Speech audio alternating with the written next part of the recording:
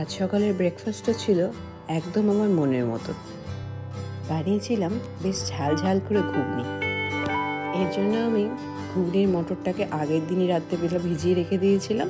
এবার প্রেসারে 2 থেকে 3টি সিটি দিয়ে দিচ্ছি, আর ছোট ছোট করে আলু একবারে এর মধ্যে দিয়ে সিটি দিয়ে দিয়েছি। এবারে প্রেসার কুকারে এটা সিটি পড়তে পড়তে অন্যদিকে আমি মশলাগুলো রেডি করে নিচ্ছি।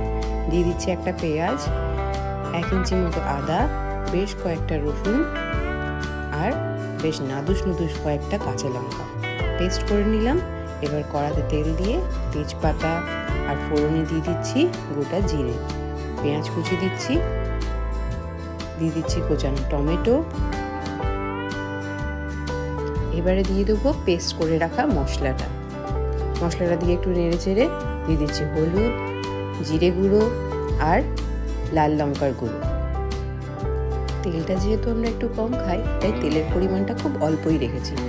এবার সিদ্ধ করে রাখা আলু আর মটরটা কষিয়ে রাখা মশলার মধ্যে দিয়ে দাও আর বেশ করে ফুটিয়ে নাও। তৈরি হয়ে গেল একদম গরম গরম ঘুগনি।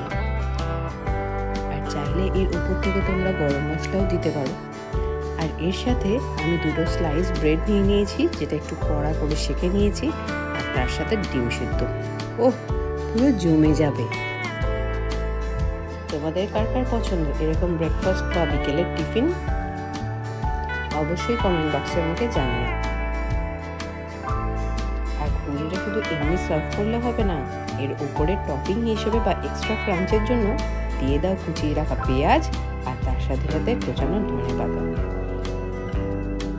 আর যদি তোমার একটু টক টক পছন্দ হয়, তাহলে এর উপর থেকে দিয়ে দিতে পারো তেঁতুলের টক জল। এটা কিন্তু আমার ঘরে প্রায়ই হয় সকালে নয় বিকেলের টিফিনে, আর আমরা এটাকে খুব এনজয় করি। রেসিপি ভালো লাগলে অবশ্যই একটা লাইক, শেয়ার আর সাবস্ক্রাইব করে দিও, বা ফলো বাটন প্রেস করে দিও, যাতে আমি আবারও নতুন ভিডিও আপলোড করলে তার আপডেট তোমরা সবার আগে পাও। তোমাদের একটা লাইক কিন্তু আমায় অনেকটা অনুপ্রেরণা যোগায়। সবাই খুব ভালো থেকো। টাটা।